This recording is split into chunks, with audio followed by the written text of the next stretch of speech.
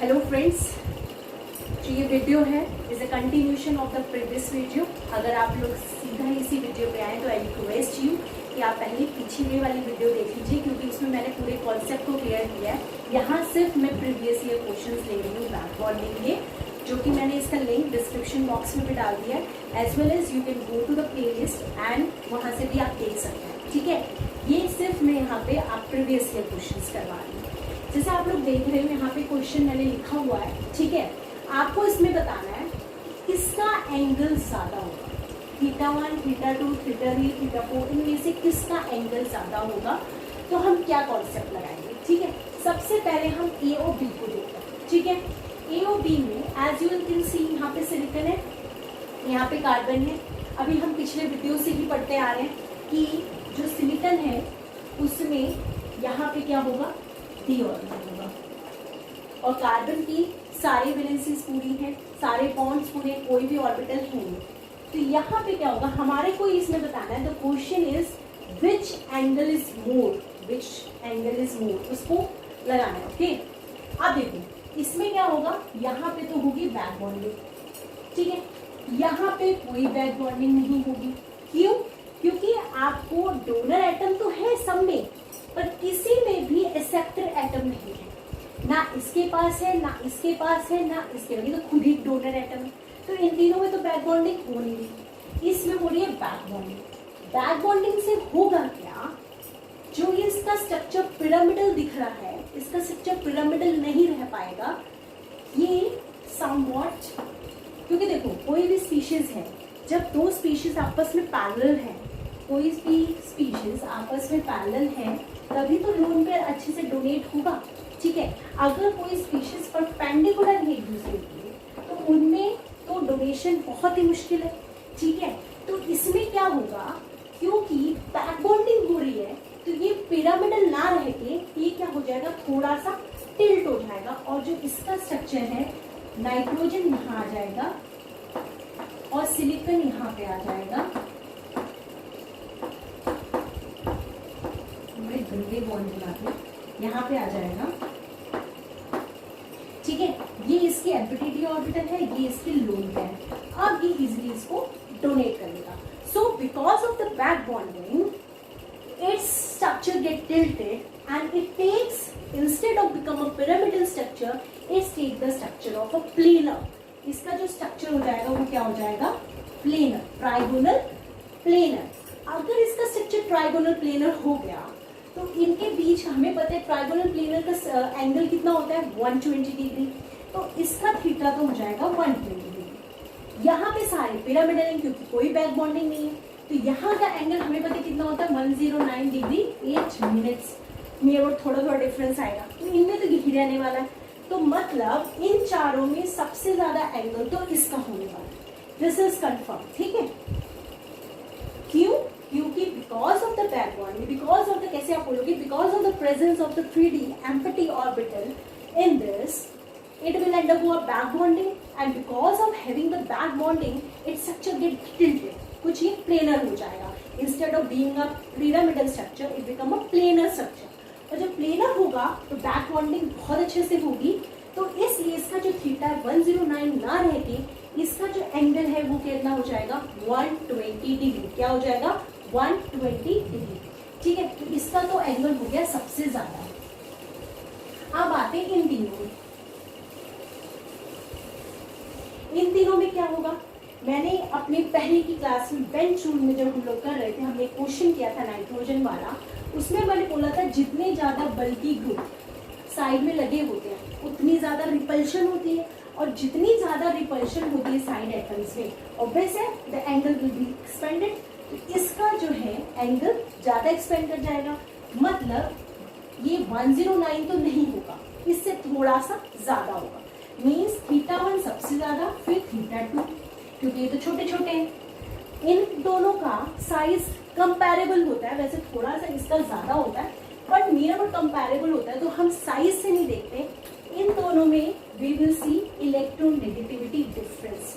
Electronegativity आपको पता है, जिसकी इलेक्ट्रोनेगेटिविटी ज्यादा होगी वो अपने तरफ इलेक्ट्रॉन्स को अट्रैक्ट करके रहेगा।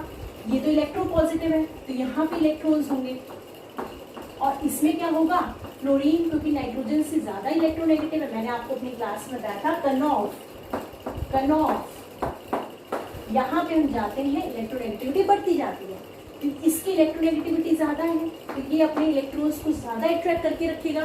तो जब यहाँ पे क्या होगा, यहाँ पे क्योंकि ये इलेक्ट्रॉन को यहाँ पे कर रहा है तो रिपल्शन होगा ज्यादा, तो यहाँ पे रिपल्शन होगा ज्यादा, तो θ3 क्या हो जाएगा, ज्यादा एज कम्पेयर टू θ4, क्योंकि इसमें थोड़े इलेक्ट्रॉन्स दूर चले गए हैं, जो यहाँ पे बॉन्ड पे रिपल्शन है will be less as compare to this. So the answer will be θ1 is greater than θ2, θ3। First में हमारा क्या हो रहा है, बैक बॉन्डिंग। कैसे आप इसको एक्सप्लेन करोगे कि फर्स्ट में तो हमारा हो रहा था बैक बॉन्डिंग और सेकंड में हमारा हो रहा था repulsion because of the larger size, repulsion due to bigger size.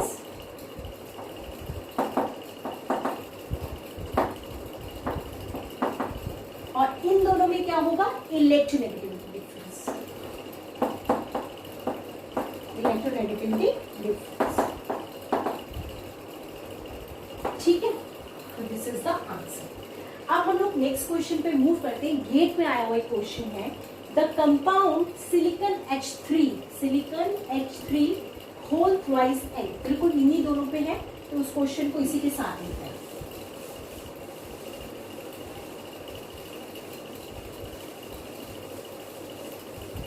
ठीक है, क्वेश्चन है जो ये कंपाउंड है ना, ये कंपाउंड दो चीज है, इसका स्ट्रक्चर क्या होगा, प्लस क्या ये ज्यादा बेसिक होगा कि लेस बेसिक होगा as compare to this.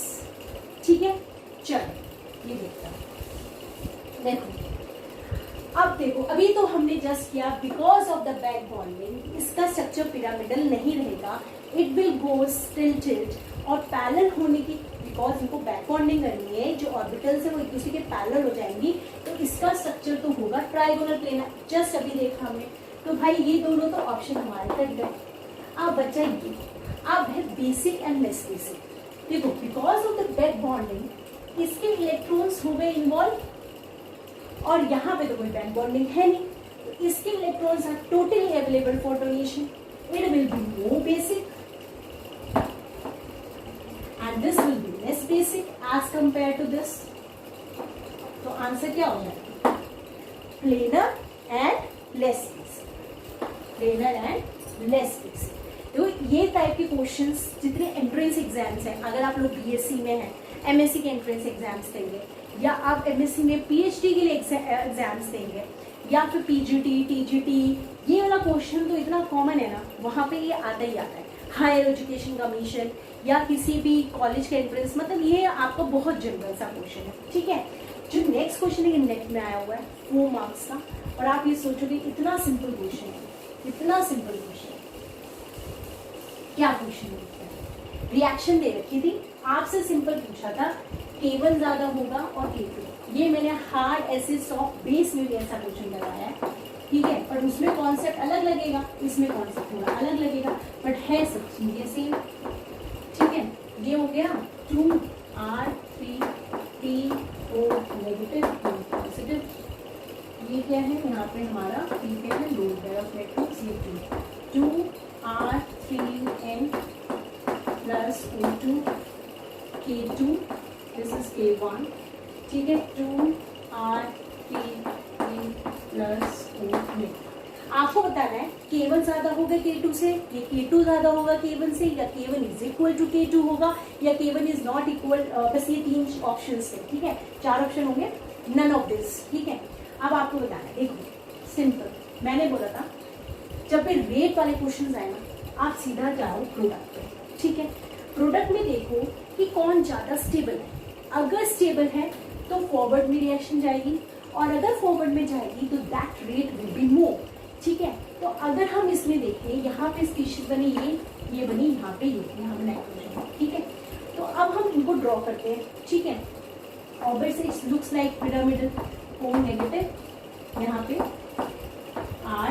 R and R, यहाँ पे नाइट्रोजन। देखो एक बैक बॉन्डिंग का कॉन्सेप्ट कर लो, कितने सारे क्वेश्चंस आपके इजीली सॉल्व हो जाते हैं। जो हमें देखे टफ लगता है, ठीक है। अब देखो इसमें क्या है, ये है नाइट्रोजन फैमिली का, ठीक है, यहाँ पे होती है 2p, ठीक है। ये भी क्या है, इसका भी 2p है। इसका पहले हम कंडीशंस करते हैं, देखो एक्सेप्टर, डोनर, यहाँ पे एक्सेप्ट, ये हमारा डोनर हो गया, एक्सेप्टर है, एक्सेप्टर, पर ये एक्सेप्टर नहीं है, मतलब इसमें तो बैक बॉन्डिंग नहीं होगी। यहाँ पे because of the presence of 3d orbital, because of the presence of 3d orbital, इसमें क्या होगा, डीलोकलाइजेशन ऑफ इलेक्ट्रॉन्स। क्या होगा, delocalization of electron, delocalization of the charge, जिसकी वजह से this species is more stable than this. इस वजह से K1 is much greater than K2। भाई ये स्पीशीज ज्यादा अपनी क्या कहते हैं स्टेबल है, तो obviously K1 is greater then that of the K2, ठीक है। अब नेक्स्ट क्वेश्चन है। अब देखो नेक्स्ट क्वेश्चन पे जो मैं HOMO और LUMO का कॉन्सेप्ट बताना था गैप का, वो भी मैं आपको समझाऊंगी।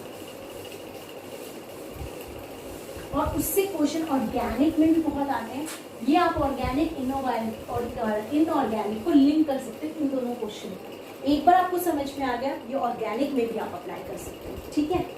जैसे देखो इसमें क्या है, एक होता है HOMO, एक होता है LUMO।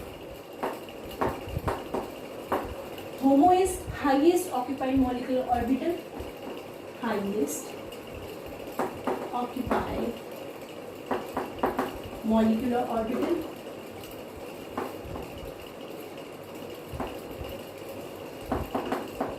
और ये होता है lowest unoccupied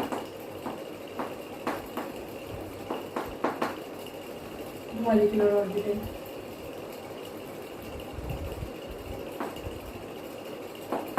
ये जनरली कौन सी स्पीशीज होती है, जिनके पास लोन पेयर ऑफ इलेक्ट्रॉन्स होते हैं। हाईएस्ट ऑक्यूपाइड का मतलब है उनके पास इलेक्ट्रॉन्स है, दे हैव लोन पेयर या फिर दे हैव नेगेटिव चार्ज। तो वो जो स्पीशीज हो जाएंगी जैसे अमोनिया है ना, ये सारी जो स्पीशीज है जो डोनर स्पीशीज है, क्योंकि हमें बैक बॉन्डिंग के साथ कॉन्सेप्ट लेते हुए चल रहे हैं, तो जो डोनर स्पीशीज हो जाएगी वो कौन जो जाएगी, और जो अनऑक्यूपाइड मतलब खाली है, वेकेंट है, वेकेंट ऑर्बिटल्स, जैसे वेकेंट में p हो सकती है, d हो सकती है, तो ये किसके अंदर आएंगी, LUMO में आएंगी, ठीक है। Means they are the acceptor species, these are the acceptor species. चलो ठीक है, ये बात हमें समझनी थी। HOMO क्या है, जिनके पास इलेक्ट्रॉन्स हैं टू डोनेट। LUMO क्या है, they have a vacant p orbital and d orbital to accept the electrons। मैंने बताया था back bonding is inversely proportional to HOMO LUMO gap. इनका गैप जितना कम होगा उतनी बैक बॉन्डिंग ज्यादा होगी। अब इस चीज को अप्लाई करते हैं हमारे क्वेश्चन पे। क्वेश्चन है BF3CF3 positive, BF3CF3 positive and NF3 positive, 2 positive। इन तीनों में से बैक बॉन्डिंग किस में ज्यादा होगी? क्वेश्चन है इन तीनों में से बैक बॉन्डिंग किस में ज्यादा होगी। देखो पहले मैंने हमेशा बताया जब इस तरह का कंपैरिजन वाला हो, पहले कॉमन पार्ट को देखो। कॉमन पार्ट क्या है, फ्लोरीन फ्लोरीन फ्लोरीन, ठीक है। ऑब्वियस है इट इज अ एक्सेप्टर, यहाँ पे पॉजिटिव चार्ज है मतलब इलेक्ट्रॉन डेफिशिएंट है, तो it is also acceptor species, acceptor acceptor. तो एक्सेप्टर क्या होते हैं, LUMO होते हैं, क्योंकि they want to accept electron. और जो डोनर होते हैं वो क्या होते हैं, HOMO, मतलब वो डोनेट करेंगे, ठीक है। अब एक चीज बिल्कुल दिमाग में क्लियर रखना, आप यहाँ ये मान के चलेंगे जैसे हमेशा जो HOMO है, HOMO को हमेशा हम क्या करेंगे, हमेशा डाउन में शो करेंगे क्योंकि उसको डोनेट करना है, ठीक है। जैसे ये यहाँ पे मान लो स्केल हो गया है, और LUMO को ऊपर दिखाएंगे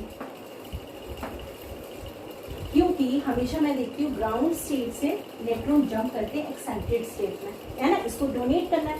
तो बस ये चीज को हमेशा याद रखोगे, जो भी मेरी स्पीशीज होगी HOMO, उसको मैं थोड़ा नीचे शो करूंगी और जो मेरी LUMO होगी उसको थोड़ा सा ऊपर मानूंगी और यहाँ मानूंगी कि एक न्यूक्लियस प्रेजेंट, ठीक है।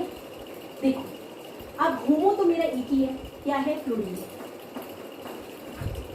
अब LUMO मेरे कौन कौन से, बोरोन, कार्बन, नाइट्रोजन। अब ये तीनों स्पेस किसको मिले, देखो जिसके पास जितना ज्यादा चार्ज होगा वो न्यूक्लियस उसको उतनी ज्यादा अट्रैक्ट कर पाएगी, है ना, क्योंकि अब उसके पास 2 पॉजिटिव है तो वो और ज्यादा न्यूक्लियस के पास जाएगा। तो यहाँ पे जो पोजीशन आएगी वो आएगी नाइट्रोजन की, 2 पॉजिटिव। देखो अगर मान लो जैसे बोरोन है, कार्बन है, जिसके पास जितना ज्यादा चार्ज होगा वो उतना इलेक्ट्रोनेगेटिव होगा ना, they want to attract the electrons, है ना, वो अपनी तरफ इलेक्ट्रॉन को अट्रैक्ट करना चाहेगा। तो नाइट्रोजन 2 पॉजिटिव यहाँ पे आ जाएगा, यहाँ पे कार्बन पॉजिटिव आ जाएगा और यहाँ पे बोरोन हो जाएगा। क्योंकि और ये याद रखना क्या करना है, सबसे पहले फिर सुन लो 2 चीजें, HOMO LUMO, ठीक है। HOMO को आप हमेशा नीचे शो करोगे, LUMOs को हमेशा थोड़ा ऊपर शो करोगे, क्योंकि इसको डोनेट करना है, इसको एक्सेप्ट करना है, पहला। सेकेंड, HOMO LUMO को डिसाइड करने के लिए पहले एक छोटा सा न्यूक्लियस बना लोगे, जो जितनी ज्यादा इलेक्ट्रोनेगेटिव स्पीसीज होगी वो न्यूक्लियस के उतने ही पास होगी। अब ये जिसपे जितना चार्ज होगा वो इलेक्ट्रॉन को उतना ज्यादा अपनी तरफ खींचने की कोशिश करेगा ना, 2 पॉजिटिव है, it wants to attract all the electrons. तो इसलिए न्यूक्लियस के पास पहले क्या आएगा, नाइट्रोजन, फिर कार्बन प्लस, फिर बोरोन, है ना, क्योंकि इस पे ज्यादा चार्ज है ना, ये ज्यादा अट्रैक्ट करेगा। बस आपका आंसर हो गया 100। मैंने बोला HOMO LUMO के बीच का गैप जिनका कम होगा उनमें बैक बॉन्डिंग होगी ज्यादा। तो गैप किसके बीच में कम, नाइट्रोजन और ये वाले में। तो बैक बॉन्डिंग सबसे ज्यादा किसमें होगी, नाइट्रोजन में, फिर कार्बन में, फिर क्लोरीन में। ये हो जाएगा इसका आंसर, बैक बॉन्डिंग। एक बार आपको समझ में आना चाहिए, उसके बाद आप सारे क्वेश्चंस करें। HOMO को हमेशा नीचे दिखाएंगे, LUMO को ऊपर दिखाएंगे, एक छोटा सा न्यूक्लियस ड्रॉ कर देंगे, इसके बाद जो जितना इलेक्ट्रोनेगेटिव होगा उसको मैं उतने नीचे ड्रॉ करूंगी। इस पे ज्यादा चार्ज है, इलेक्ट्रॉन को ज्यादा अपनी तरफ खींचेगा, ये ज्यादा इलेक्ट्रोनेगेटिव हुआ, फिर ये जितना पॉजिटिव चार्ज है वो उतना अपनी तरफ खींचेगा ना, और जितना गैप कम हुआ बैक बॉन्डिंग उतनी ही ज्यादा होगी। तो ये हो गया आपका आंसर। अब नेक्स्ट क्वेश्चन करते हैं, तब आपको और क्लियर होगा ये कैसे करना है, ठीक है। चलो नेक्स्ट क्वेश्चन जो है ना वो नेट में आ चुका है। ClO4 negative, SO4 negative, PO4 phosphate 3 negative and sulphate SO4 2 negative, ठीक है। ये सिलिकन सल्फेट, ठीक है, वो सल्फेट है। अब इसमें आपको बताना है बैक बॉन्डिंग किसमें ज्यादा होगी। देखो O सेम है, इस बार डोनर एटम सेम है। डोनर का मतलब क्या हो गया, HOMO। ये मेरा है HOMO, ये मेरा है HOMO, क्योंकि इसमें डोनेट करना है। ये है मेरे LUMO, ठीक है। अब देखो, अब इसको हम कॉमन कैसे करें, हम क्या करेंगे, सबकी ऑक्सीडेशन स्टेट निकाल देते हैं, ठीक है। HOMO को मैंने क्या करना है, हमेशा नीचे रखना है। ये मेरा हो गया HOMO, ठीक है। इसमें मान लो इलेक्ट्रॉन्स है, जो भी चार्ज है जो भी, ठीक है।